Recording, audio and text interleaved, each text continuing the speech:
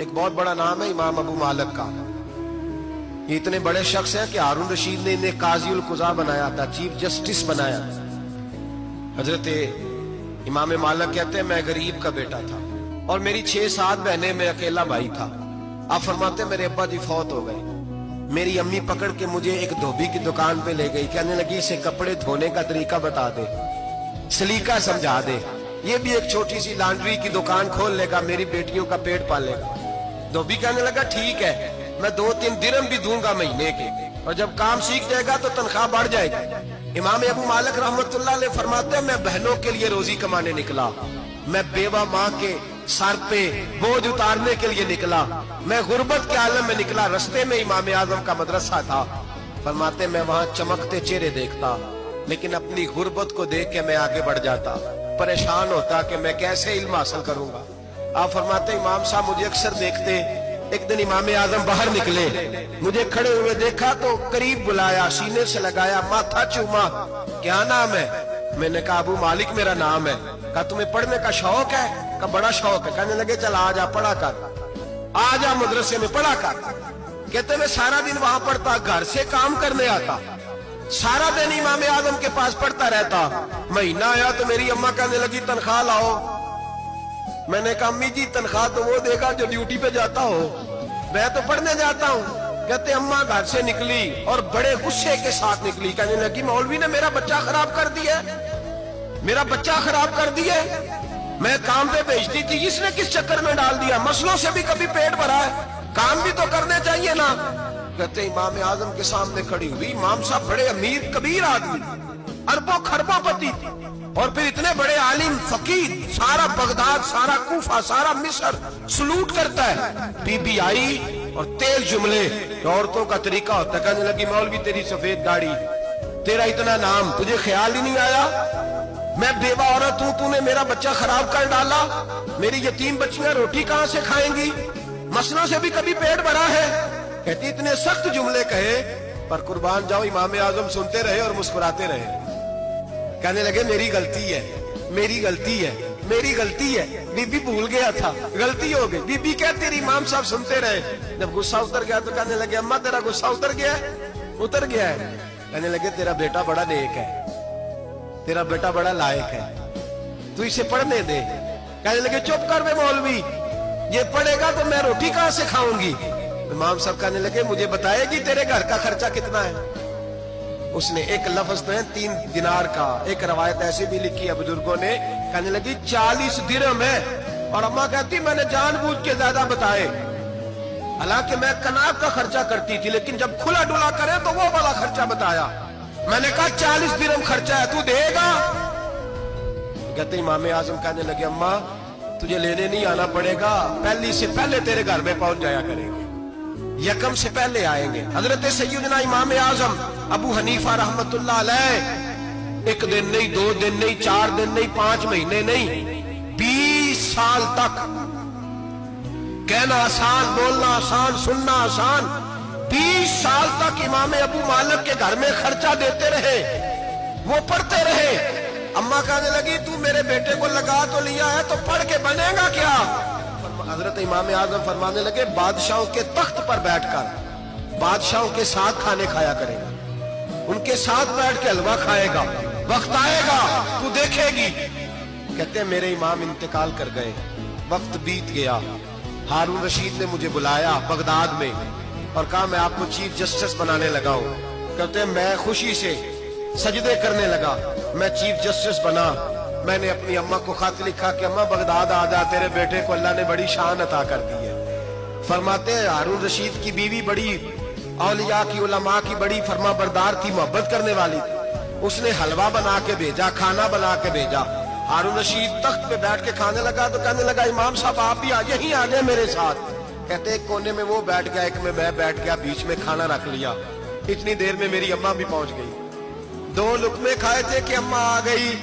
जब अम्मा ने मुझे तख्त पे बैठे देखा, एक यतीम, एक लवारस, एक बिन बाप का बच्चा, वो कल तक जो बहनों के लिए 4 दिनार नहीं ला सकता था, तख्त पे बैठ के जब रोटी खाते देखा तो अम्मा तड़प गई, रोई, चीखें मारी। मैंने कहा अम्मा क्या हुआ? کہنے لگی بیٹا مجھے تیرا استاد یاد آ گیا ہے، اس نے کئی سال پہلے کہا تھا اسے دین کا علم پڑھنے دے، اسے فقیہ بننے دے، یہ بہت آگے جائے گا۔ دیکھ آج اللہ نے تجھے کتنی شان عطا کی ہے۔ کہا بیٹا یہ کمال تیرا نہیں، یہ امام اعظم ابو حنیفہ کا کمال ہے۔ حضرت ابو ہریرہ رضی اللہ تعالیٰ عنہ فرماتے ہیں کہ جنگ کا موقع تھا تو سینکڑوں لوگ تھے جنگ کے اندر، تو فاقے کی کیفیت آ گئی، تو میرے پاس ایک ڈبہ تھا جس میں میں نے کھجوریں بند کی ہوئی تھی۔ کہتے ہیں بہت سارے لوگوں نے کہا بھی کہ ذرا دکھاؤ کیا ہے، تو میں نے کوئی نہیں دکھایا۔ فرماتے میرے پاس ایک ڈبہ تھا، اس میں کھجوریں تھیں، تو کئی لوگوں نے کہا بھی تو میں نے نہیں قریب آنے دیا، تو پھر مجھے رسول کریم صلی اللہ علیہ وسلم نے فرمایا ابو ہریرہ تیرے پاس کیا ہے؟ تو میں نے کہا حضور میرے ڈبے میں کھجوریں، اس برتن میں کھجوریں۔ حضور نے فرمایا ادھر لانا۔ کہتے ہیں میں لے کے آیا تو حضور نے فرمایا اسے الٹ۔ کہتے ہیں میں نے الٹی تو میں نے گنی تو 21 کھجوریں نکلی، ٹوٹل 21 کھجوریں پورے کہتے ہیں 21 نکلی۔ تو حضور نے اس نا ڈبے پہ اپنا دست مبارک رکھا۔ حضور نے فرمایا بلا لشکر والوں کو کھجوریں کھلائیں۔ کہتے ہیں 10 لوگ آتے رہے، کھجوریں نکلتی رہی، لوگ کھاتے رہے۔ حضرت ابو ہریرہ فرماتے ہیں راج کے کھائیں صاحب نے، اور جب میں نے پلٹ کے دیکھا تو ابھی بھی کھجوریں باقی تھی۔ حضرت ابو ہریرہ رضی اللہ تعالیٰ عنہ فرماتے ہیں وہ 21 کھجوریں تھی، اتنے سارے لوگ کھا گئے، تو میں ذرا پلٹ کے دیکھ رہا تھا کہ میرے ڈبے میں کیا رہ گیا، ٹفن میں کیا رہ گیا، پیچھے کیا بچا ہے۔ تو کہتے ہیں جب میری وہ کیفیت دیکھی نا بار بار دیکھنے کی، تو رسول کریم مسکرائے، اور حضور نے مسکرا کے فرمایا ابو ہریرہ پریشان نہ ہو، بس اسے کبھی الٹنا نہ، نکالتے رہنا اور کھاتے رہنا۔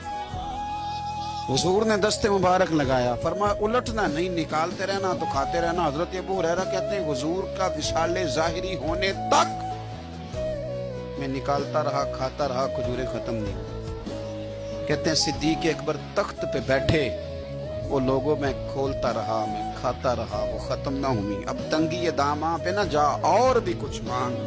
کہتے ہیں دور آیا سیدنا فاروق اعظم کا، میں نے 12 سال، بتاؤ اس کے نیچے کون سا باغ لگا تھا کھجوروں کا، کون سا وہاں ڈیپو تھا جہاں سے سٹاک آ رہا تھا، بس ایک دست مصطفیٰ ہے نا جو لگ گیا ہے۔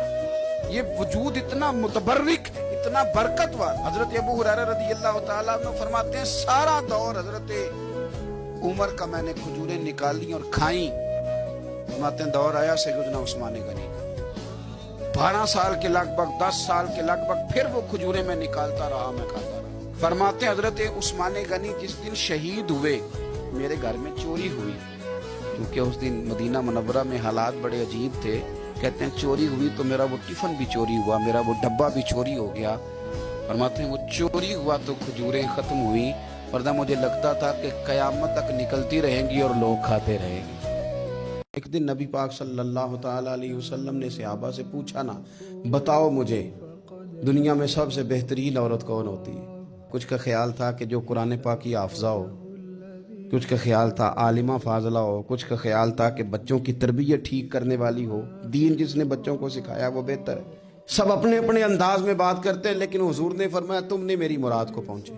حضرت مولا علی شیر خدا فرماتے میں پیچھے بیٹھا تھا، ذرا میں نے گردن جھکائی اور چھپ کے، نہ ویسے بھی قد مبارک بظاہر تھوڑا چھوٹا تھا حضرت علی کا، کہتے ہیں میں نکل گیا، حضرت فاطمہ کا حجرہ ساتھ ہی تھا، جا کے میں نے کہا فاطمہ حضور نے سوال پوچھا ہے۔ کہا فاطمہ آج نہ حضور نے سوال پوچھا ہے تو سب صحابہ محو حیرت ہیں۔ حضور نے پوچھا بہترین عورت کون ہوتی ہے، تو کسی نے کچھ بتایا، کسی نے کچھ بتایا، بات بن نہیں رہی، آپ ذرا جلدی سے بتائیں۔ تو حضرت فاطمہ کہنے لگی علی بہترین عورت پتہ کون ہوتی ہے؟ یہ آپ نے غور کرنا لفظوں پہ۔ کہا بہترین عورت وہ ہوتی ہے جسے نہ کبھی غیر مرد نے دیکھا ہو اور نہ کبھی اس نے غیر مرد دیکھا ہو،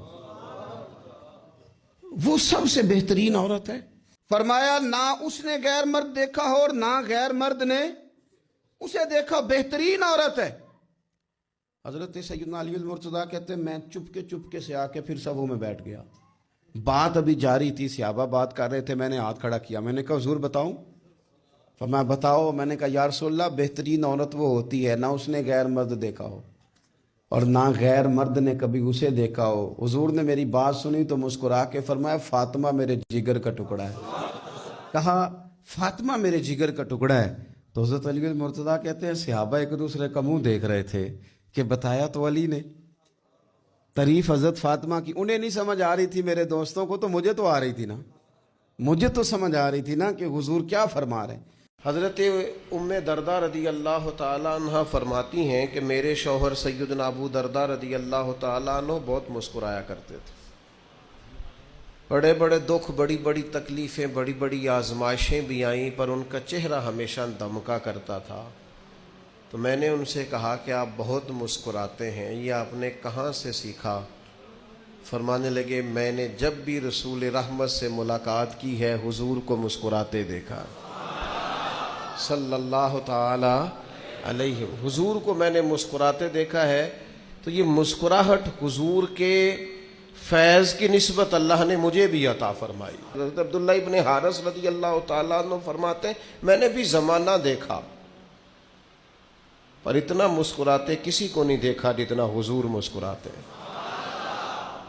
حضور علیہ الصلوۃ والسلام کے مسکرانے میں بھی وقار تھا، بہت کھلکھلا کے کہا لگا کر. دو چھوٹے چھوٹے بچے معوذ اور معاذ، اور ان کی عمریں 17 سال سے کم بتائی جاتی ہیں، اور حسین لفظ ہیں. حضرت عبد الرحمن بن عوف کہتے ہیں دونوں میرے پاس آئے، اور ایک روایت میں یوں بھی انداز ہے، کہتے ہیں ایک بھائی کا قد چھوٹا تھا، تلوار اونچی تھی اس سے، اور آئے، اور یہ لفظ ہیں تاریخ میں محفوظ. آئے آ کے کہنے لگے عبد الرحمن سے چچا ابو جہل کدھر ہے؟ میں نے کہا تم نے کیا کرنا ہے؟ ان کا جواب پتہ کیا ہے؟ یہ نہیں کہا کہ دین کا دشمن ہے، یہ نہیں کہا بڑا ظالم ہے اس لیے مارنا ہے. کہا تم کیا کرو گے؟ تو جواب وہ شاہ نامہ اسلام نے اپنے لفظوں میں بیان کیا. کہنے لگے مریں گے. زیادہ یہی ہے نا کہ ہم کمزور ہیں. پوچھنے کا سٹائل یہ تھا کہ تم بچے ہو، تم نے کیا کرنا ہے؟ تو پتہ ان کا جواب کیا ہے؟ عزیز جلندری کہتے ہیں وہ کہنے لگے مریں گے یا ماریں گے ناری کو. سنا ہے گالیاں دیتا ہے وہ محبوب باری کو صلی اللہ علیہ وسلم. کہنے لگے ہمارے نبی کو معاذ اللہ برا کہتا ہے، چھوڑیں گے نہیں، جانا ضرور ہے. اگر اسے مار نہ سکے تو مار کے تو آ جائیں گے نا، جانا ضرور ہے. تو کہتے ہیں ہم نے اشارہ کیا، میں نے کہا وہ گھوڑے پہ جا رہا، وہ دیکھتے. کہتے ہیں بس چھلانگے لگاتے دوڑے، بھاگے گئے. ایک نے اچھل کے تلوار ماری، دوسرے نے بھی گرایا، تیسرے نے بھی زخمی کیا. ابو جہل نے تلوار ماری تو ایک بھائی کا بازو کٹ گیا تو ہلکا سا گوشت لٹک رہا تھا، اس نے پیر رکھ کے گوشت بھی جدا کر دیا اور کاٹا ابو جہل. جب نیچے گرا تو اب عبداللہ ابن مسعود آئے، دیکھا کچھ جان باقی ہے، رسی جل گئی، بال نہیں گئے. حضرت عبداللہ ابن مسعود جب گلا کاٹنے لگے تو کہنے لگا ذرا نا گردن نیچے سے رکھ کے کاٹنا، گردن ذرا نیچے رکھ کے کاٹنا. فرمایا کیوں؟ کہنے لگا ذرا سردار ہوں، گردنوں میں پڑی گردن میری اونچی نظر آنی چاہیے. رسی جل گئی پر بال. کہنے لگا ایسا نہ ہو غلاموں میں پڑی ہو تو چودھری کی گردن لہدہ ہی نہ نظر آئے، ذرا نیچے سے رکھ کے کاٹنا. حضرت عبداللہ ابن مسعود رضی اللہ تعالیٰ انہوں نے گردن کو کاٹ ڈالا. میرے بھائی اب جنگ ختم ہونے لگی آہستہ آہستہ. دونوں بچے اپنی تلواریں لے کے در رسول پہ آئے. ایک کہنے لگا میں نے مارا ہے، دوسرا کہنے لگا حضور میں نے مارا ہے. حضور نے فرمایا تلواریں دکھاؤ، خون کس کو لگا ہے؟ جب خون دیکھا تو دونوں کو ایک جتنا لگا تھا. میرے حبیب مسکرائے، فرمایا تم دونوں نے مارا ہے. جب عشق سکھاتا ہے آداب خود آگاہی، اقبال کہتے ہیں جب عشق سکھاتا ہے آداب خود آگاہی، آداب خود آگاہی، تو کہتے ہیں کھلتے ہیں غلاموں پر اسرار شہنشاہی. عطار ہو، رومی ہو، رازی ہو، غزالی ہو، کچھ ہاتھ نہیں آتا بے آہ سحر گاہی. کچھ لوگ اصل بات نہیں نہ کرتے، پتہ انہیں چل جاتا ہے. تو مرحوم اعظم چشتی نے کہا تھا نہ علماں وچ پھسا سانو تو یار دی گل سنا سانو. چکر میں ڈال رہے ہمیں، نہ علماں وچ پھسا سانو تو یار دی گل سنا سانو. اوتھے علم دا سکہ نہیں چلدا جتھے عشق ہوراں دا ڈیرا ہے. تے جڑے عشق تیرے نے چور کیتے انہاں دل دنیا تو دور کیتے. تیرے عشق نے پھر مجبور کیتے انہاں نو بھول گیا تیرا میرا ہے.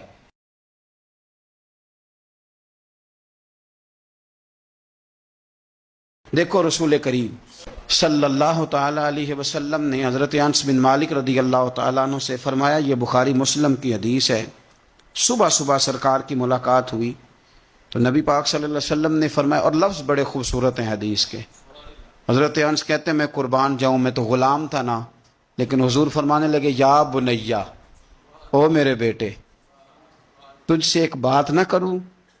یا رسول اللہ حکم کریں؟ تو نبی پاک علیہ السلام فرمانے لگے انس بیٹا پتر اس بات کو یاد رکھنا کہ جب تو سویرے سو کے اٹھے تو سب سے پہلے اپنے دل پہ نظر ڈالنا، دیکھنا تیرے دل میں کسی کا بغض تو نہیں، کسی کی عداوت تو نہیں، اور پھر قربان جائیں۔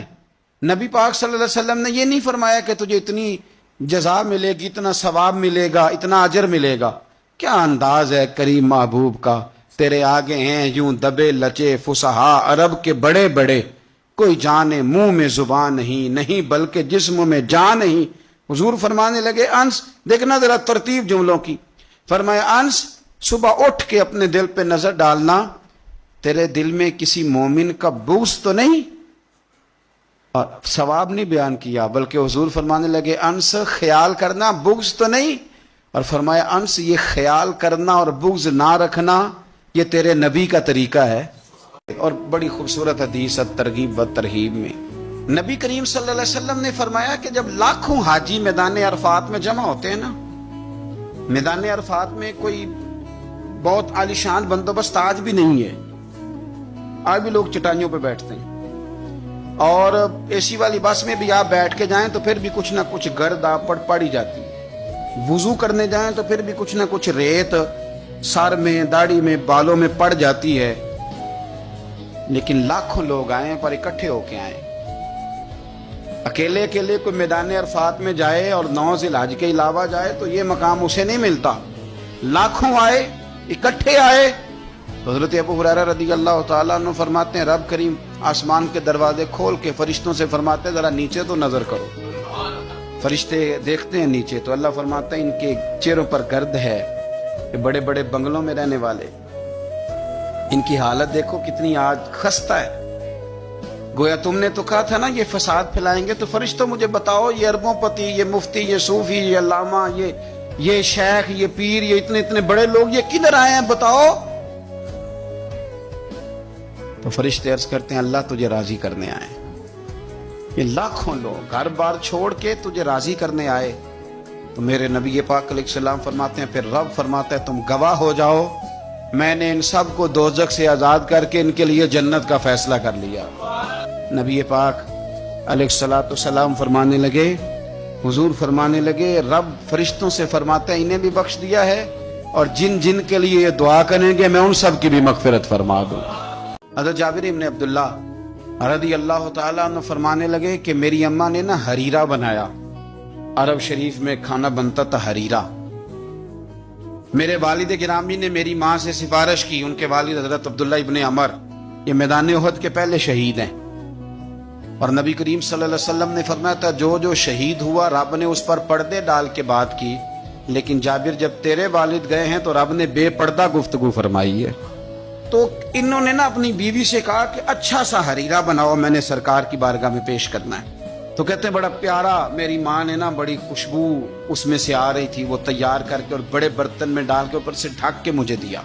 جب میں نبی کریم صلی اللہ علیہ وسلم کی بارگاہ عالی مرتبت میں پہنچا تو اس کی خوشبو تو دور سے آ رہی تھی، اور ویسے بھی اللہ تعالیٰ نے غیب کی کنجیاں حضور کو عطا فرمائی ہیں، لیکن نبی کریم صلی اللہ علیہ وسلم پھر بھی فرمانے لگے تیرے باپ نے گوشت پکا کے بھیجا میرے لیے، اندر حریرہ ہے اور خوشبو آ رہی ہے۔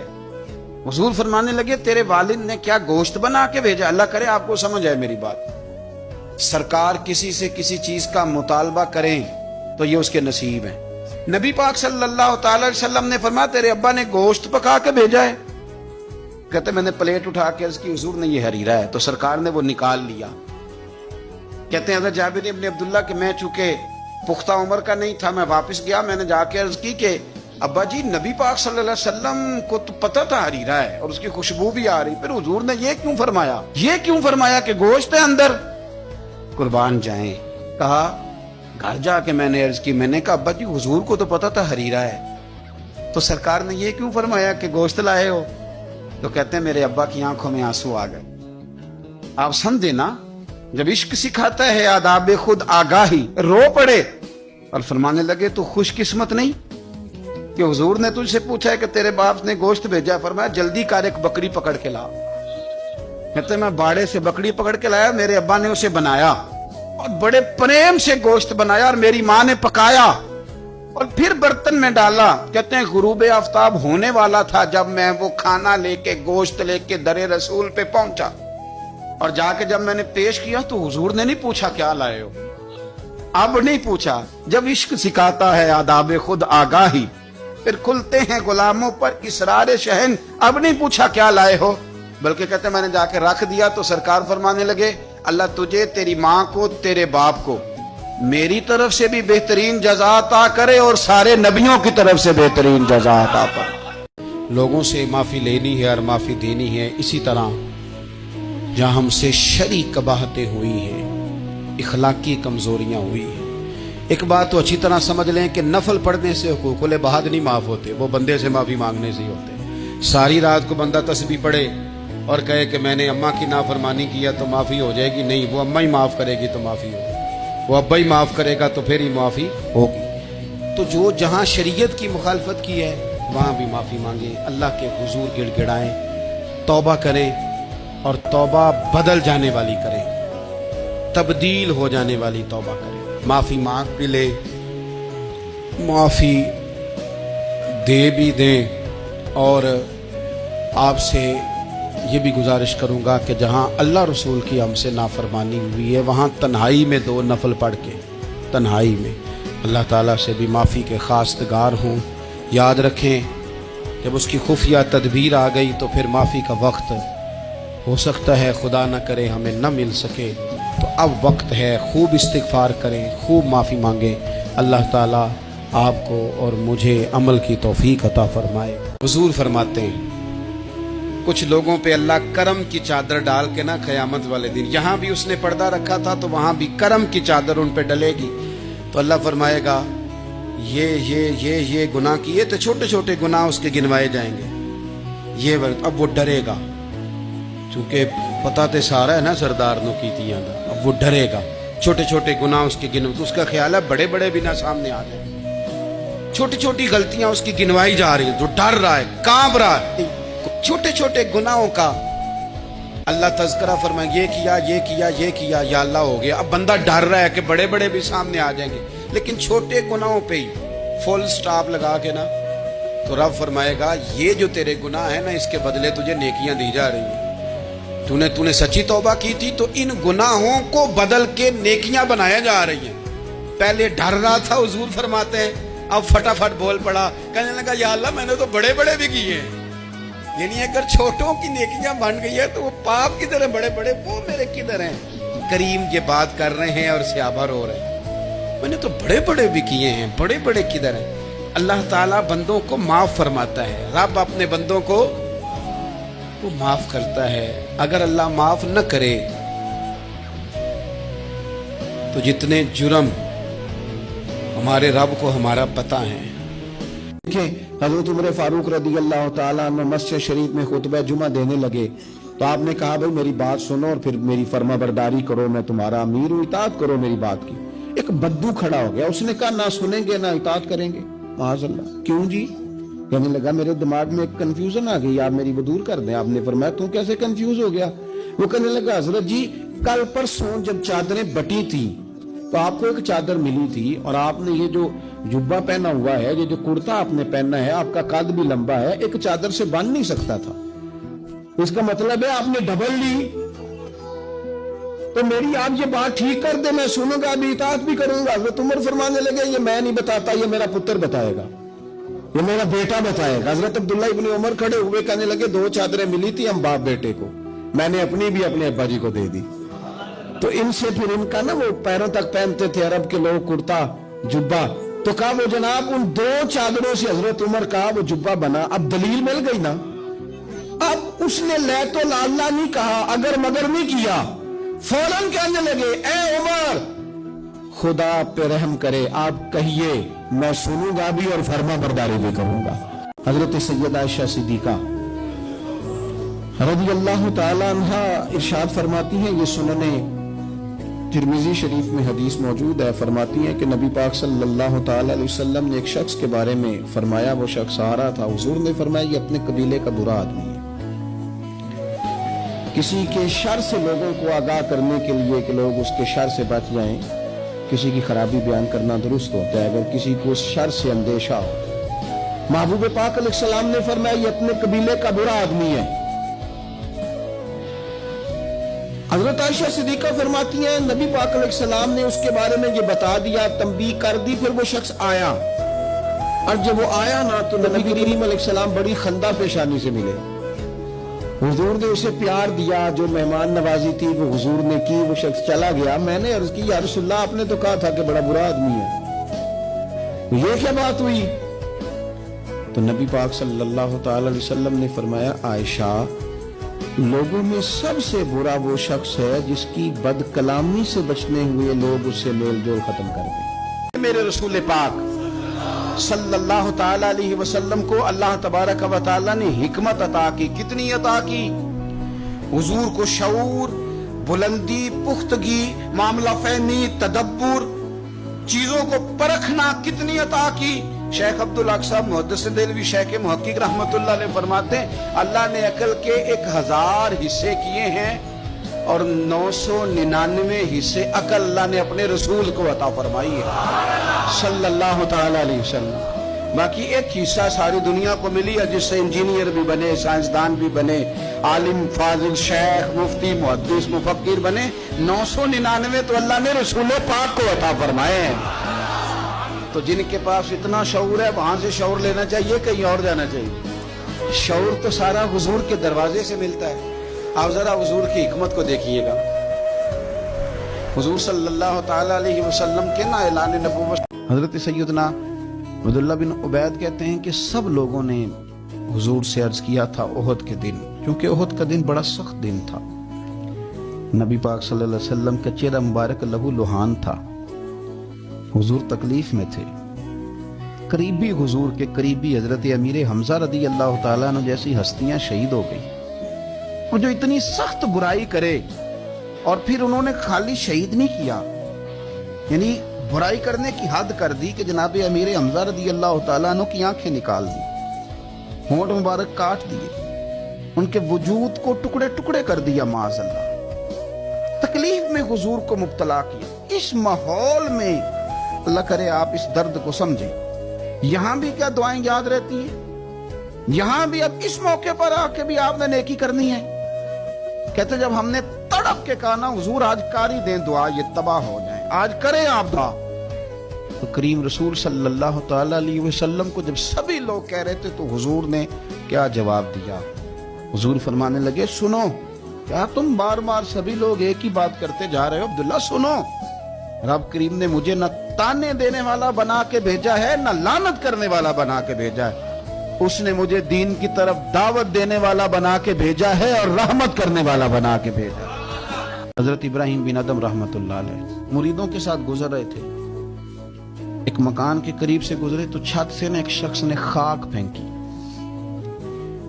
जली हुई किसी चीज की खाक होती है, पंजाबी सा आखिद है, खाक फेंकी तो चेहरा अनवर भी काला हो गया, दाढ़ी कपड़े सफेद थे, सारे खाक आलूद हो गए, बड़ी बुरी हालत हुई।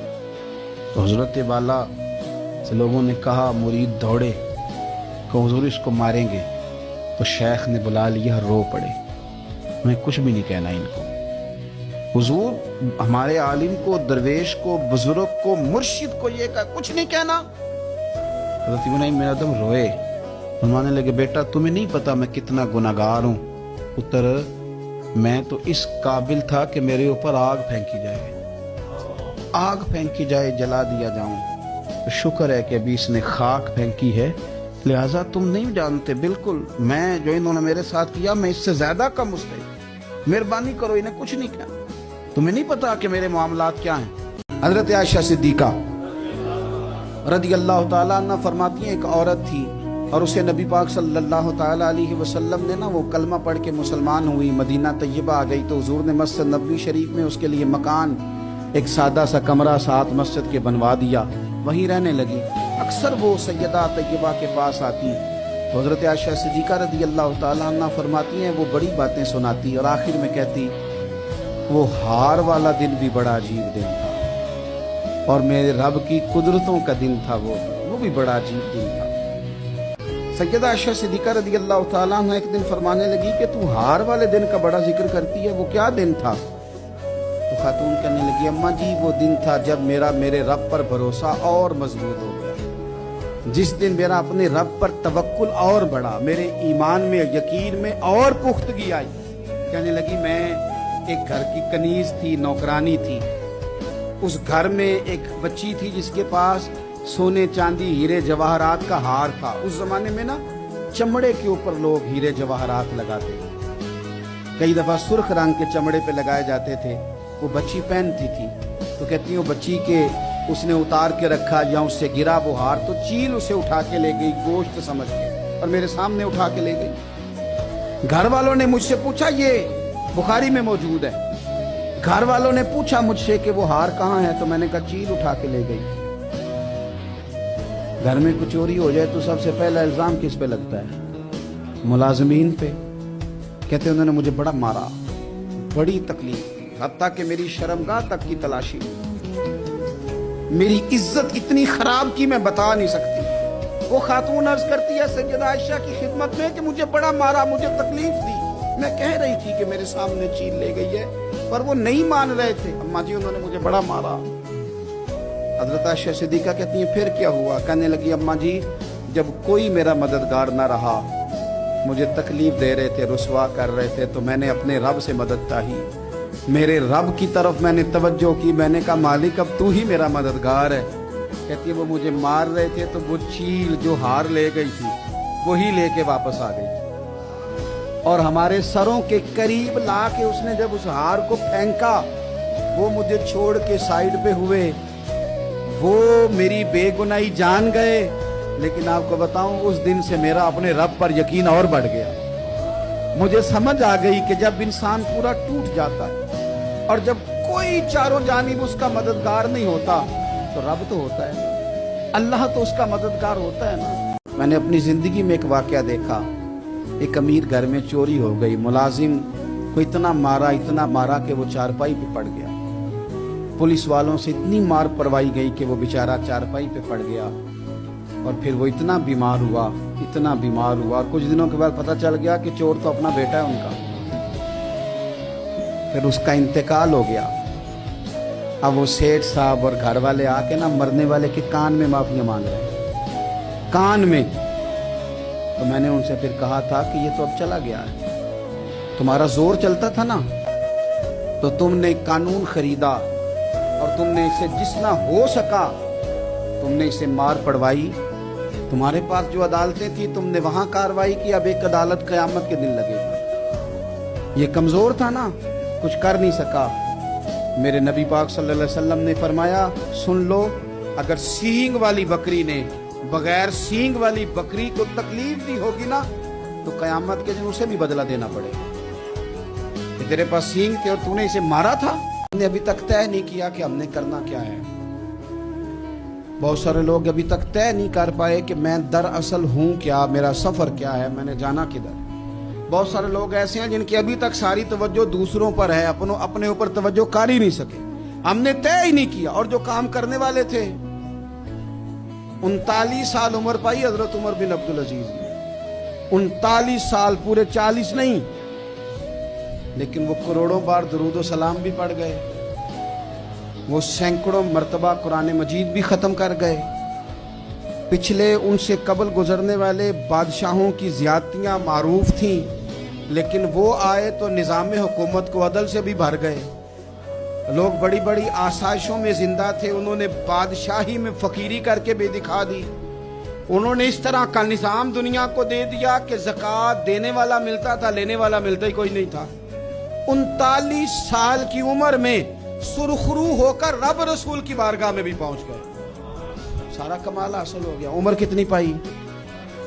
39 साल। इमाम शाफी रहमतुल्लाह अलैह फरमाया करते थे कि मैंने ना सूफिया से एक बात सीखी है जिसने मुझे जिंदगी में बड़ा नफा दिया है। आप फरमाया करते थे कि सूफिया कहते हैं कि वक्त एक तलवार है, या तो तुम इसे अपने बस में कर लो, यानी मैनेज कर लो, तय कर लो, मामलात को मुरतब कर लो, इस तरह इस वक्त ये करना है, इस वक्त ये करना है, तो फिर तुम इस तलवार की वजह से सारी मुश्किलात को काट दोगे। और अगर तुमने इस तलवार को ना थामा तो ये वक्त एक ऐसी तलवार है, फिर ये तुम्हें काट देगा। और फरमाया करते थे ये इतनी तेजी से पिघलता है वक्त, काले बाल सफेद हो जाते, सीधी कमर टेढ़ी हो जाती, तंदुरुस्त वजूद बीमार हो जाता। इतनी तेजी से फिर ये वक्त गुजरता है कि बर्फ अगर धूप में रख दी जाए तो वो इतनी तेजी से नहीं पिघलती जितनी तेजी से हमारी जिंदगी के दिन पिघल रहे हैं। हम समझ रहे हैं दिन बढ़ रहे हैं, हालांकि दिन बढ़ नहीं रहे, दिन कम हो रहे हैं, हम मौत के करीब जा रहे हैं।